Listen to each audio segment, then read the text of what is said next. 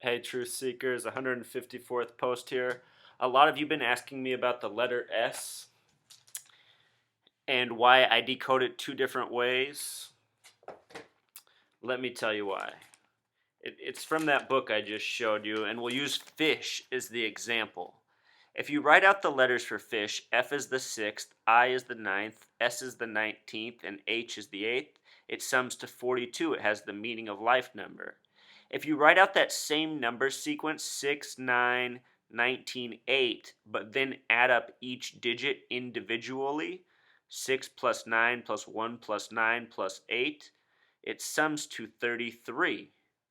If you compress each digit to a single letter, which is the exact same as the method above, except for S becomes 1 instead of 1 plus 9, which equals 10,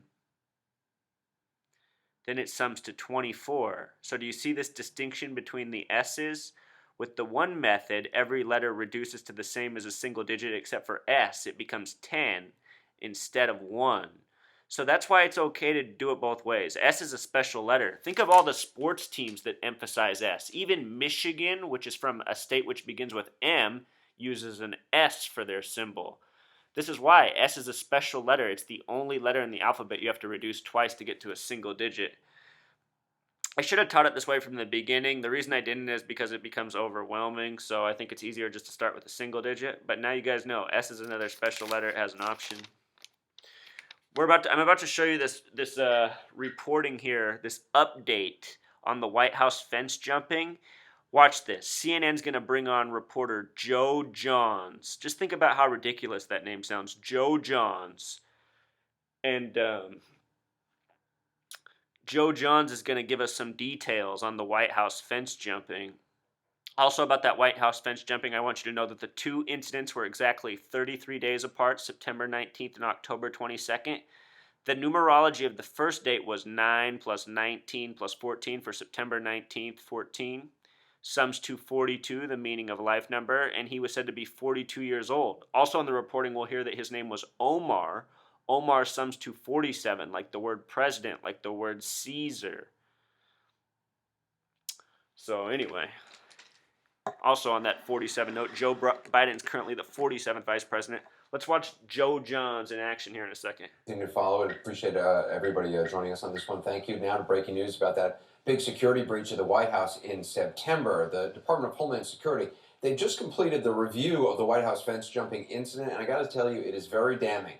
You'll remember the man, Omar Gonzalez, spotlighted in the video. He was able to not only clear the fence, run across the north lawn onto the Truth Seekers, I know the picture's not the best on here, but that's another thing I want to comment on. And all these hoaxes, the images they give us are so grainy and so hard to make out. And think about it, we live in this age with these HD cameras abundant and everywhere, yet the images of the hoaxes always look like they're from the 80s.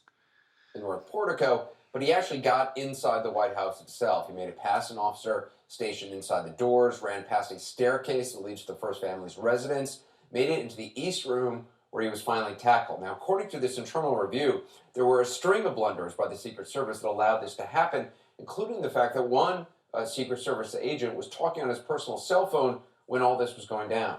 Our senior Washington correspondent Joe Johns joins me now with the latest. So there's a lot of damning evidence in this report. Kind of take us through it if you can.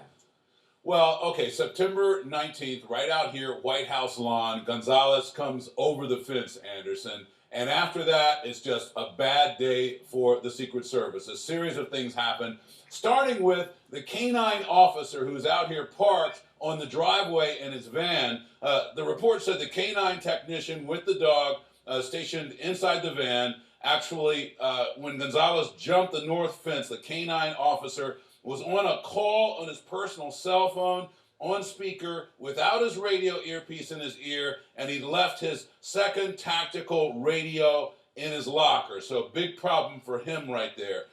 Meanwhile, when Gonzalez actually gets to the north portico, he had to apparently climb through the bushes. Now, the agents and officers did not think that was possible, but somehow he was able to do it. He goes up on the portico. An agent on the outside thinks, oh, the door's locked. But it wasn't locked, and Gonzalez pushes his way in, Anderson. And once he got through the front door, what happened next?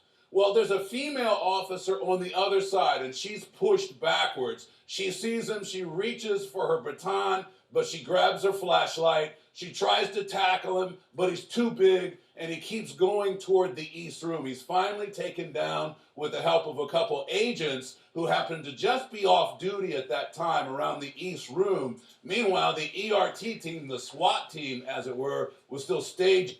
All right, that's enough with the lies. Did you notice how he just said the word agents? The word agent sums to 47, plus S is plus 19, 66. The name John is 47. The name Johns is also 66. So not only does he have this coded 33 name, Joe Johns, he also has a coded 66 name. And, that was enough, truth seekers. All right, until next time.